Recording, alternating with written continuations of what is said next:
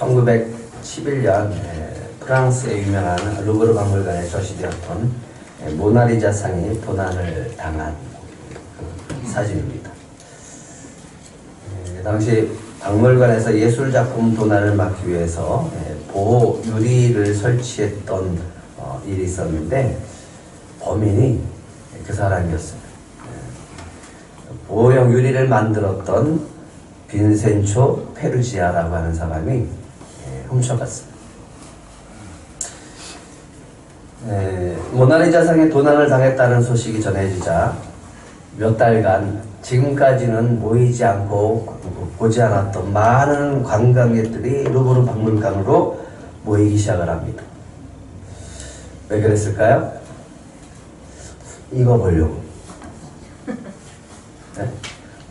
저기에 모나리자 상이 걸려 있었구나 라고 그 훔쳐간 자리를 보기 위해서 지금까지 많은 사람들이 찾아오지 않았는데 저걸 보려고 더 많은 사람들이 찾아왔다라고 합니다. 여기에 모나리자 상이 걸려 있었구나 이렇게 하는 거죠. 참 재미있죠? 사람들은 왜 그럴까? 사람들은 왜 그런 심리를 갖고 있을까? 참 이해하기 힘들어요. 꼭 잃어버리고 나서야 비로소 그 가치와 소중함을 깨닫는 게 아닌가라는 생각을 하게 되어집니다. 우리가 너무 잘 알고 있는 또 하나의 걸작품이 있죠. 뭐죠? 모르는 사람은 없겠죠. 1889년 3월에 프랑스 혁명 100주년을 기념하기 위해서 조형물을 만들기 시작했습니다. 그게 바로 에펠탑이었습니다. 그런데 에펠탑이 세워지기까지 참 우여곡절이 많았다라고 합니다. 탑을 세우기 위해서 건립 계획과 설계도가 발표되자 수많은 사람들이 반대하기 시작했습니다. 특별히 한 300명 되는 유명 인사들, 또 예술가들, 이런 사람들이 항의 성명을 내렸습니다. 그리고 격렬하게 반대를 했습니다. 아니 수도 한복판에 쓸모없는 저 괴물 같은 에펠탑을 건립한다 라고 하는 것은 우리는 절대로 용납할 수 없습니다. 이런 반대를 무마하기 위해서 에펠탑 건설자인 구스타프 에펠이 이렇게 얘기를 했습니다.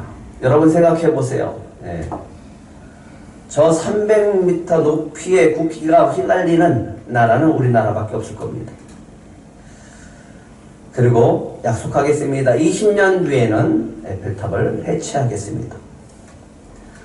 그렇게 조건을 내세우고 완공을 하게 되어졌습니다. 완공을 하고 났지만 많은 사람들은 파리에 있는 주민들은 여전히 흉물스럽게 생각하고 부끄럽게 생각했어요. 소설가 모파상은 저 에펠탑이 꼴보기 싫어서 에펠탑 맨 밑에 있는 식당에 가서 식사를 했다고 합니다. 왜? 거기 있으면 에펠탑을 안 보이니까. 그 정도로 사람들이 경멸하고 부끄럽게 생각한 것이 에펠탑이었습니다. 파리 시민들은 그렇게 부끄럽게 생각했는데, 그래서 건립을 반대했는데 온 세계 사람들이 모여들기 시작합니다. 그러면서 저 웅장하고 거대하고 아름다운 저 에펠탑을 보기 시작하는 거예요. 사람들이 그 모습을 보고서 찬사를 하기 시작을 하는 거예요. 그래서 20년 뒤에 철거를 하지 않게 되어집니다. 그토록 반대했던 파리 시민들도 저 300m짜리 이 흉물스러운 건축물을 조형물을 싫어하는 것이 아니라 보고 또 보고 또 보고 매일 보게 되어지다 보니까 정이 들게 되어졌고 그들도 좋아하게 됐다고 합니다. 이런 현상을 또 에펠탑 효과라고 이렇게 합니다. 지금까지 약 100년이 지났지만 약 3억 명이 왔다 갔다 합니다. 에펠탑 건설을 반대했던 사람들이 이렇게 유명한 관광 명소가 될 줄 알았을까를 한번 생각해 봤습니다. 만약에 그렇다면 사람들은 반대하지 않았을 텐데. 참 인간이라고 하는 것이 예측하는 것이 참 한계가 있구나. 우리의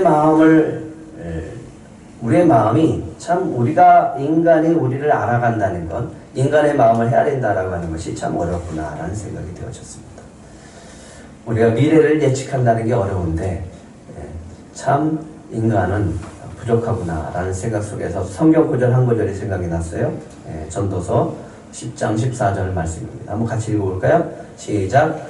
우매한 자는 말을 많이 하거니와 사람은 장래일을 알지 못하나니 나중에 일어날 일을 누가 그에게 알리기요.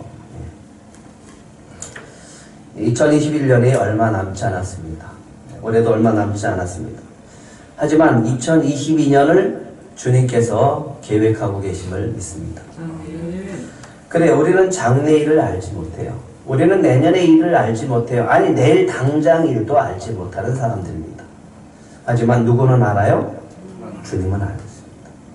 그리고 그 주님은 우리를 향해서 계획하고 준비하고 계신 줄 믿으시기 바랍니다. 그래서 우리는 하나님의 이름 가운데 여호와 이레라는 이름을 알고 있습니다. 여호와 이레라고 하는 것은 여호와라고 하는 단어와 라라고 하는 단어가 합성되어져 있는 단어입니다. 뜻은 여호와께서 준비하시다, 그것이 준비되리라, 그것이 보여지리라 라는 뜻이 담겨져 있습니다. 이 단어는 창세기 22장에 나오는 말씀입니다. 하나님이 아브라함에게 어느 날 이삭을 번제로 드리라 라고 얘기합니다. 그때 아브라함이 아무 소리도 않고 이삭을 데리고 하나님의 산으로 올라갑니다. 왜요? 그 이삭을 하나님께 번제로 드리기 위해서. 이삭이 올라갈 때 아버지 아브라함한테 물어봐요. 아버지, 불과 나무는 있는데 하나님께 드릴 번제물은 어디 있습니까? 하나님께 드려야 할 번제할 어린 양은 어디 있습니까? 라고 얘기합니다. 그때 아브라함이 얘기합니다. 하나님께서 친히 어린 양을 준비하실 것이다.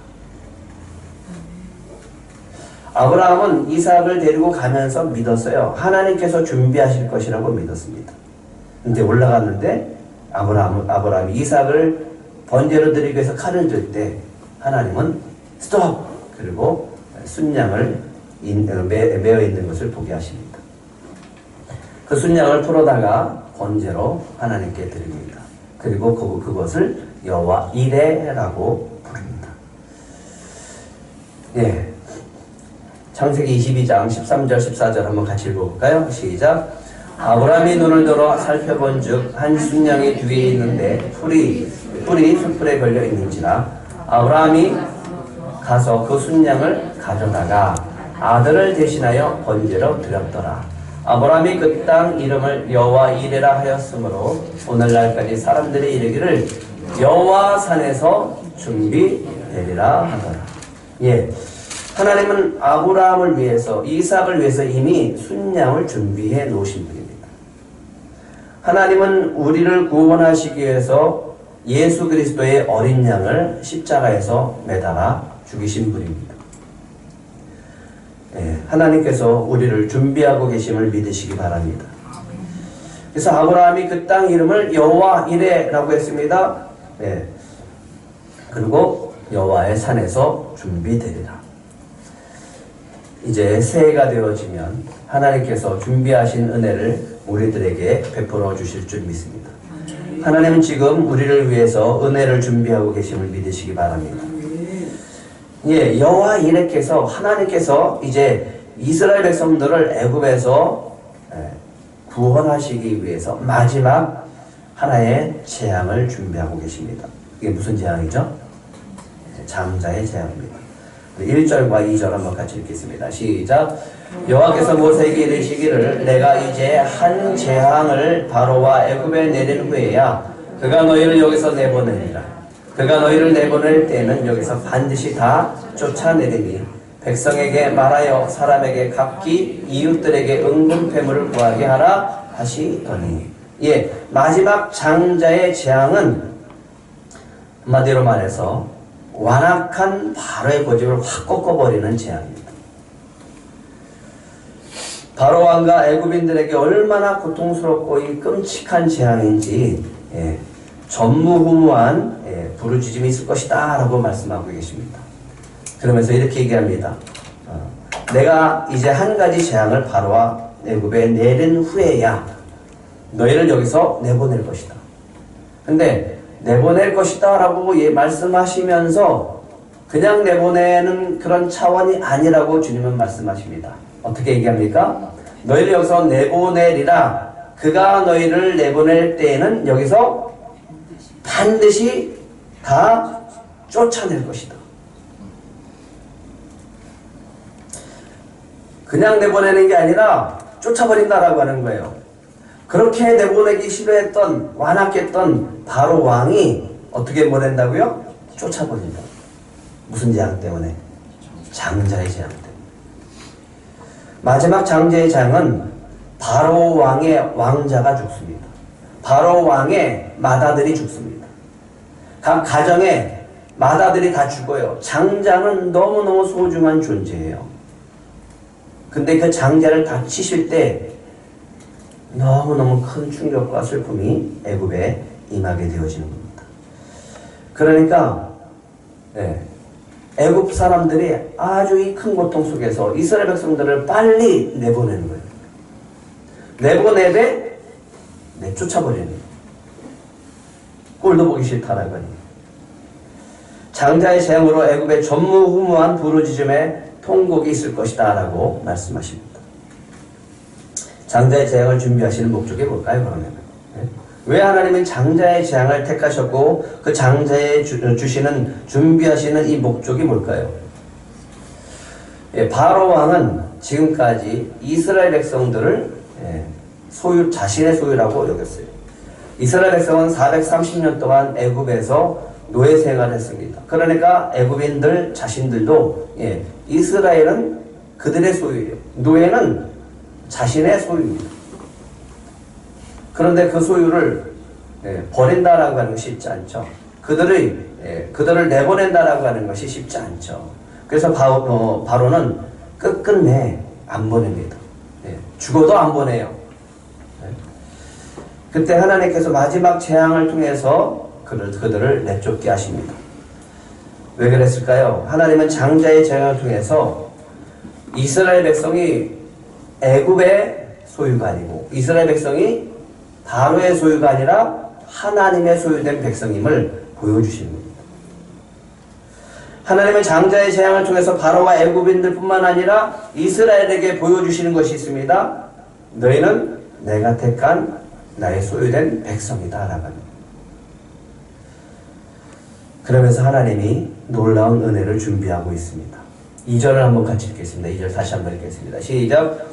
백성에게 말하여 사람들에게 각기 이웃들에게 은금패물을 구하게 하라 하시더니 하나님이 준비하고 있는 것이 있습니다. 이게 뭐냐면 은혜를 입게 하는 겁니다.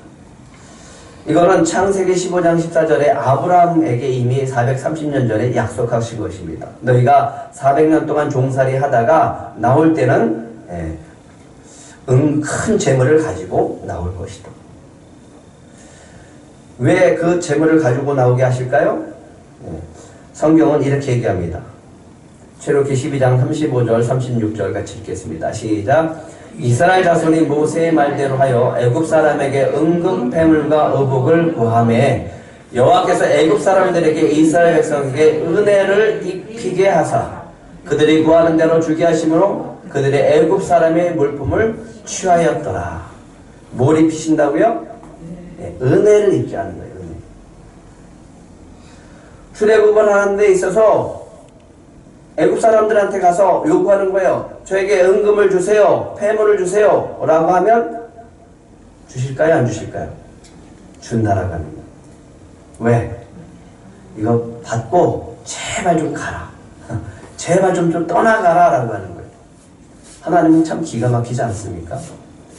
평생 달라라고 하면 그 사람들이 주겠어요? 그 사람들이 주인인데 달라고 하면 주겠냐고요. 절대로 안 보내고 안 주죠. 그런데 장자의 재앙을 다 하고 나니까 보내겠다는 거예요. 돈을 줘서라도 보내겠다라고 하는 거예요. 빨리 좀 나가라는 거예요. 그때 하나님께서 얘기하십니다. 은혜를 입게 한다. 너희들이 구하는 대로 다 받을 것이다. 여호와 이레 하나님께서 장자의 재앙을 통해서 준비하고 계십니다. 뭘 입히신다고요? 은혜를 입힐 준비를 하고 계십니다.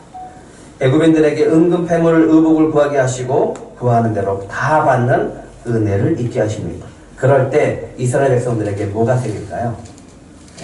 큰 기쁨이 있고, 야, 내가 하나님의 백성이 된 것이 이렇게 좋은 것인가 라고 하는 것을 알게 되어집니다. 지금까지 자기 것 없어요.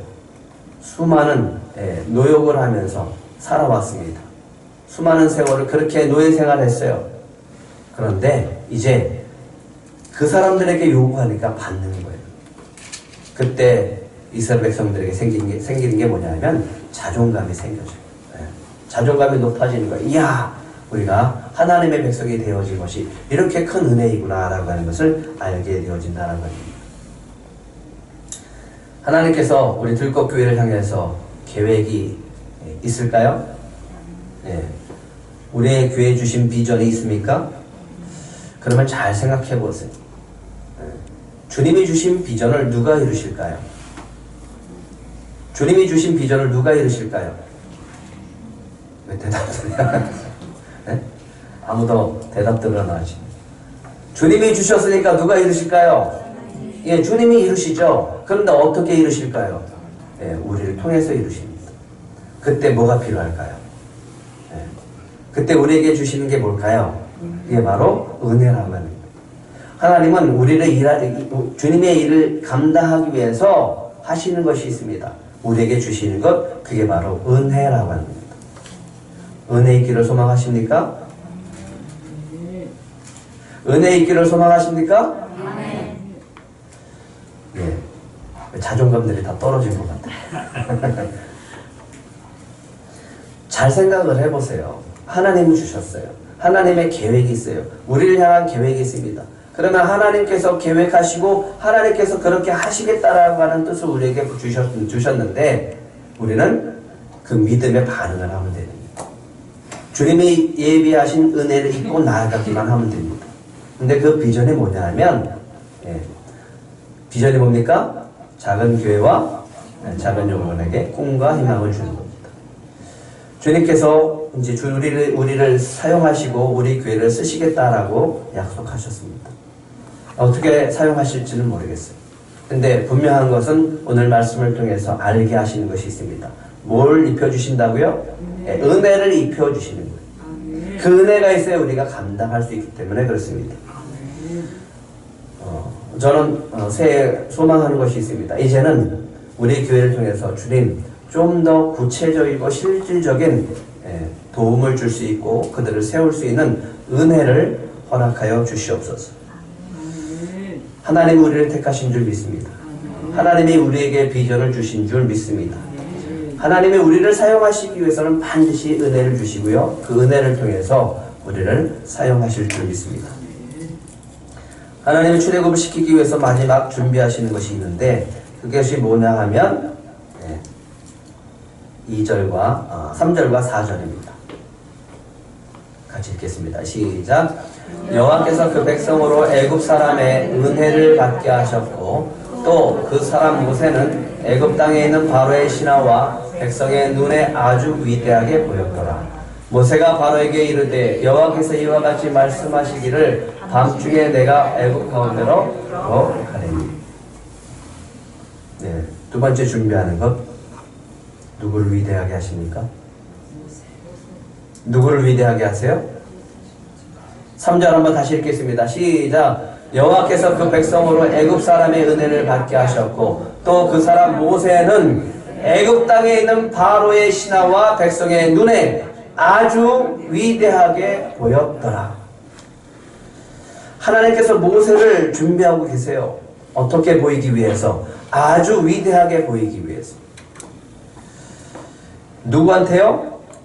바로와 바로의 신하들과 애굽 백성들 눈에 그렇게 보이게 하신다라고 하는 거예요. 그래서 하나님이 이 일을 하기 위해서 하시는 게 있습니다. 4절에 뭐 하십니까? 4절에 뭐 하시냐고요? 밤중에 뭐 하시냐고요? 네, 애굽 가운데로 들어갔어요. 장자의 재앙을 내리시기 위해서 애굽 가운데로 친히 들어가세요. 네. 죽음의 사자들과 함께 들어갑니다. 장자들을 다 친히. 그래서 장자의 재앙을 통해서 모세를 애굽 백성들 앞에서, 애굽의 바로의 신하 앞에서 그들이 보기에 어떻게 보이게 하신다고요? 위대하게. 그 앞에 뭐가 붙었어요? 아주 위대하게 보이게 합니다. 모세의 위대함은요, 모세가 말한 대로 다 되어져 버렸어요. 어떻게 그렇게 됐을까요? 하나님이 모세에게 말씀하셨죠? 모세에게 말씀하신 것을 모세는 바로와 애굽 백성들에게 얘기했을 뿐이에요. 근데 그 말씀을 하나님이 이루세요. 이거 같이 위대하게 보이는 게 어디 있을까요? 말씀대로 이루어지는 것을 보여질 때, 볼 때 사람들은 놀랍습니다. 이런 은혜가 저와 여러분 안에 있을 줄 믿습니다. 이런 재앙이 있을 때 전무후무한 부르짖음이 있게 되어집니다. 그런데 놀라운 것은 7절과 8절입니다. 더 놀라운 것은 7절과 8절입니다. 같이 읽겠습니다. 시작. 그러나 이스라엘 자손에게는 사람에게나 짐승에게나 개 한 마리도 그 혀를 움직이지 아니하리니 여호와께서 애굽 사람과 이스라엘 사이를 구별하는 줄을 너희가 알리라 하셨나니 왕의 이 모든 신하가 내게 내려와 내게 전하며 이러기를 너와 너를 따르는 온 백성은 나가라 한 후에야 내가 나가리라 하고 심히 노하여 바로에게 나오니라. 예. 어떤 일이 있습니까? 어떤 일이 있을 거라고 모세는 얘기합니까? 예. 애굽 사람들하고요, 이스라엘 사람들하고 하나님이 구별해 버립니다. 애굽에 있는 장자들은 다 죽어요. 그런데 이스라엘 백성들 가운데의 장자들은 죽지 않습니다. 왜? 살 수 있도록 하나님이 미리 말씀해 놓으셨기 때문에. 6월절에 어린 양을 통해서 이미 그들은 문설주에 피를 다 발라놨기 때문에 재앙이 넘어가게 되어집니다. 바로의 눈에 어떻게 됐을까요? 애굽인들의 눈에 모세가 어떻게 됐을까요? 아주 위대한 사람으로 보여지게 되어집니다. 어떻게 이스라엘 사람들은 한 사람도 죽지 않아? 어떻게 이스라엘 사람들은 저렇게 안전할 수 있어? 그리고 모세가 말하는 것은 다 이루어졌네? 라고 하면서 깜짝 놀라게 되시죠. 애굽 사람들에게 눈에는 어떤 사람으로 보였다고요? 아주 위대한 사람. 그렇다면 이스라엘 백성들에게는요? 마찬가지죠. 왜 그럴까요? 이스라엘 백성들은 이제 믿기 시작합니다. 모세가 우리의 지도자다. 모세가 우리를 인도할 지도자다 라고 믿게 하시는 겁니다.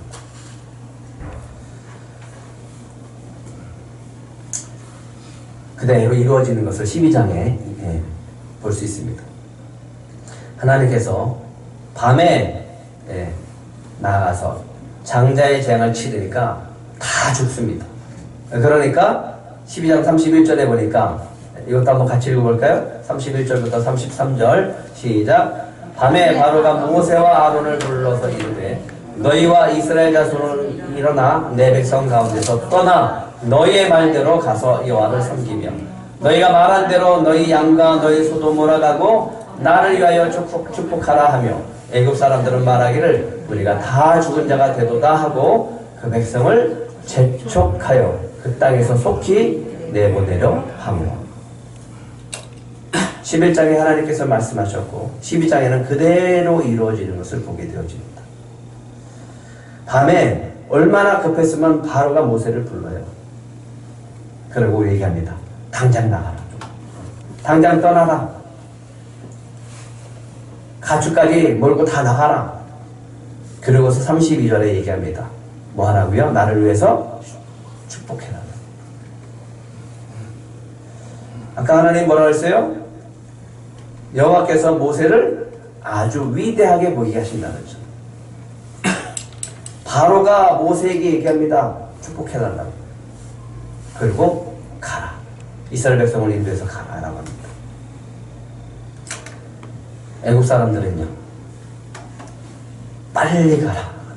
좀 제발 좀 빨리 떠나달라라고 얘기합니다. 여호와 일에 하나님께서 우리 들꽃교회를 위해서 준비하고 계심을 믿습니다. 뭘 준비하고 계실까요?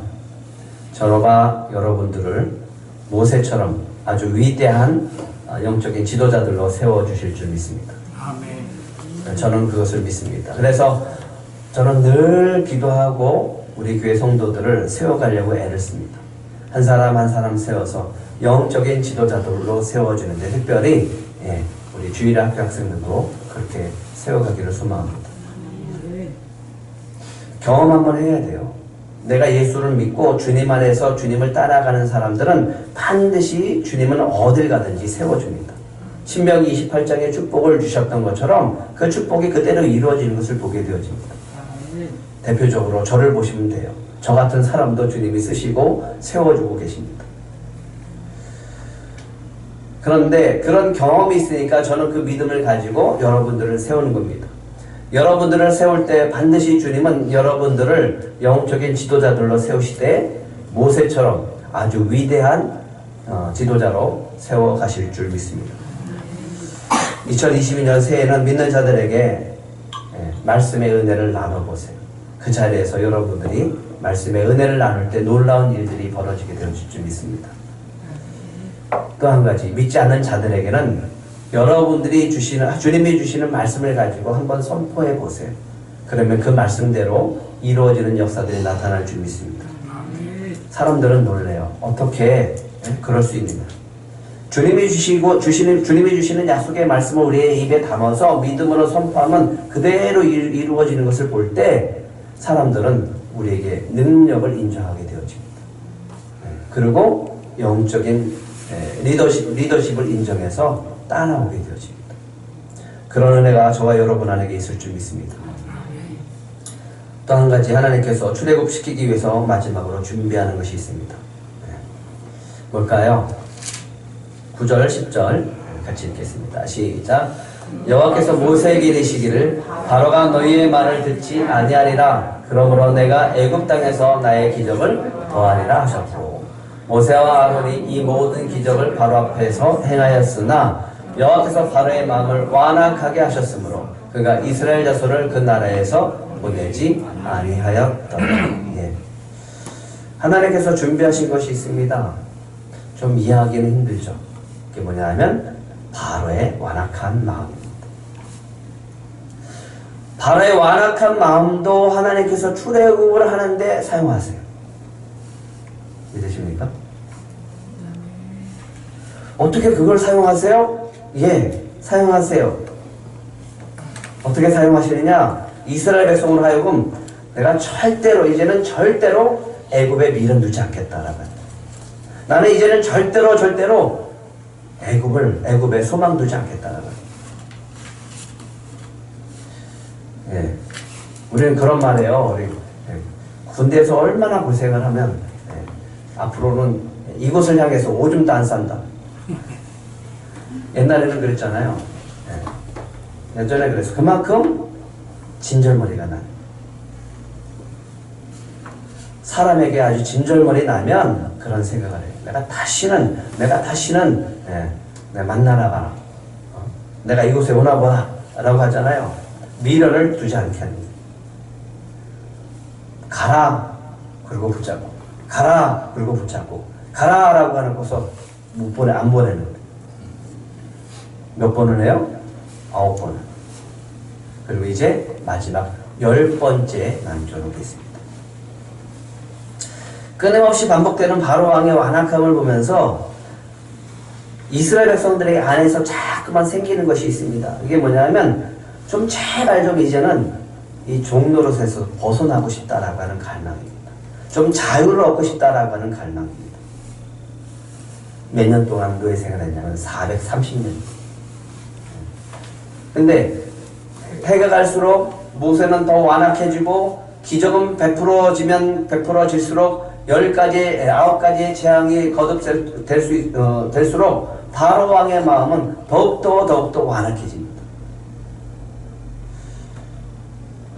장자의 재앙을 통해서 무너지게 하십니다.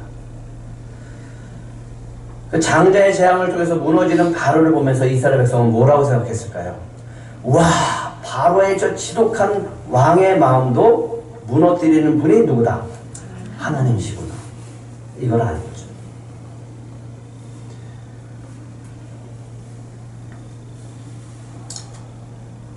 장자의 재앙을 내리시는 이유에 대해서 출애굽기 12장 12절에 이렇게 얘기합니다. 한번 같이 읽겠습니다. 시작.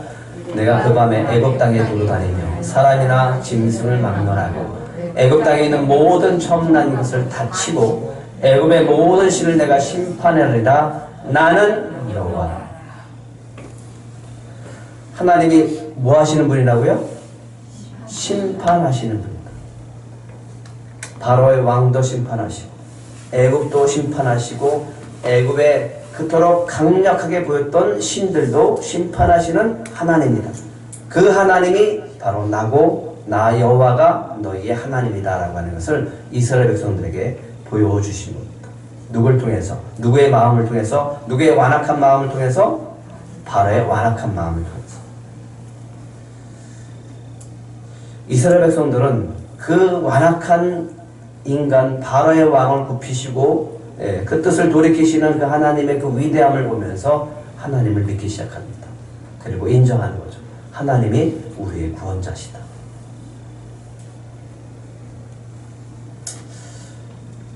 여러분들은 주변에 어떤 분들이 있습니까? 참 완악하고 까다로운 사람들이 있습니다. 참 아무리 생각해도 좀 구제불능이다라는 생각이 들 만한 사람들도 있습니다. 까다롭고 완악한 사람들이 있는데 주님은 뭐라고 하십니까?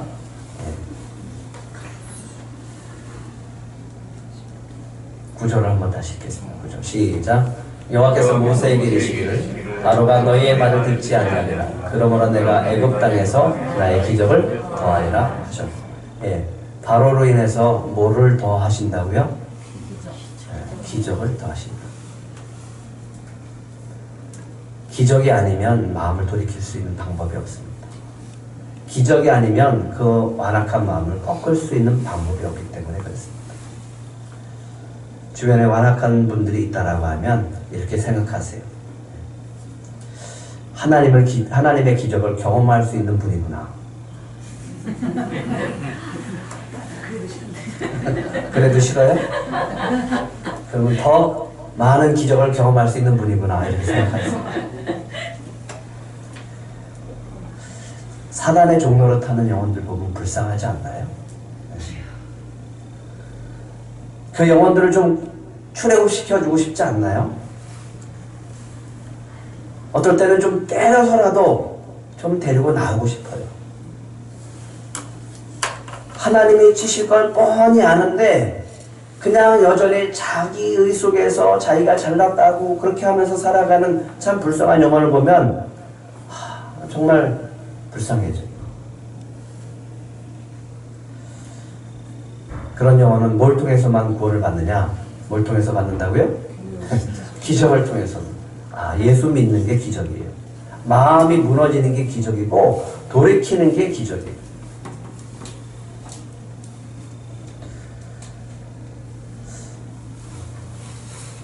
얼마 전에 예배를 드리다가 성교에서 예배를 드리다가 제 마음속에 그런 감동을 주시는 것을 경험하게 되었습니다. 우리가 작은 교회인데요. 무슨 작은 교회를 섬깁니까? 저도 부족한데 무슨 작은 교회의 목사님들을 세우라고 하십니까? 왜 성교회에서 주의 일을 감당하라고 말씀하십니까? 근데 성령께서 큰 감동으로 저에게 깨닫게 하시는 것이 있었어요. 교회를 바라보게 하십니다. 교회들을 바라보게 하는, 그리고 목회자들을 바라보게 하고 성도들을 바라보게 하는. 주님은 정말 교회가 주님이 원하시는 모습의 교회가 되기를 원하세요. 주님은 우리 성도들이 정말 주님이 기뻐하는 성도들이 되기를 원하세요. 근데 주님의 마음이 저에게 감동이 되어질 것이 있습니다. 한번 살펴봐라. 작은 교회를 살펴보고 교회 성도들을 살펴보고 왜 작은 교회를 가지 않을까를 한번 여러분들 스스로 물어봤으면 좋겠어요. 왜 작은 교회를 가지 않을까? 예, 목회자 책임도 많죠. 많은 사람들은 이렇게 생각합니다. 작은 교회이기 때문에 건강하지 않다라고 생각하시는 분들이 참 많습니다. 사실 그런 교회들도 많습니다. 그래서 큰 교회를 많이 갑니다. 그때 저에게 주시는 감동이 있었어요. 그러면 그 교회들 어떻게 누가 건강하게 만들 것인가? 네? 성도들도 회피하고 아무도 가지 않으려고 하는 교회, 작은 교회들은 다 회피하는데 그러면 그 교회를 누가 세울 것이고, 그 성도들은 누가 세울 것이고, 건강하지 못하다고 인식되어진 그 인식을 어떻게 누가 바꿔 갈 것인가?